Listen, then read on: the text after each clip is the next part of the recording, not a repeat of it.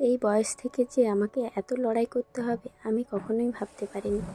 আমার মানে কি বলবো, প্রত্যেক মানুষের মতনই আমার জীবনটাও ছিল হাসি খুশি, মানে আনন্দে কেটে যেত। কখন সকাল হতো আর কখন রাত হতো সেটা জানতেই পারতাম না।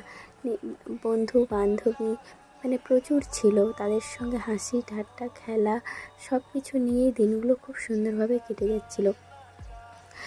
যাচ্ছিল। কষ্টও থাকতো কিন্তু তার মধ্যেও আনন্দে বেঁচে থাকতাম। সবার সঙ্গে সব কিছু শেয়ার করতে পারতাম। এখন মনে হয় যে কাউকে কিছু শেয়ার করতেই ভয় লাগে, যে সে আমাকে নিয়ে হাসাহাসি করবে না তো, যে এই রকম মনে হয়। খুব কষ্টও হয়, মনের মধ্যে কথা সব কিছু চেপে রেখে রেখে আজ যেন নিজেকে মানে শেষ করে ফেলেছি। মাঝে মাঝে মনে হয় আমি যেন পাগল হয়ে যাচ্ছি। কত মা বাবাকে বলবো, আর ওদেরকে বলেও কত কষ্ট দেব। বিয়ে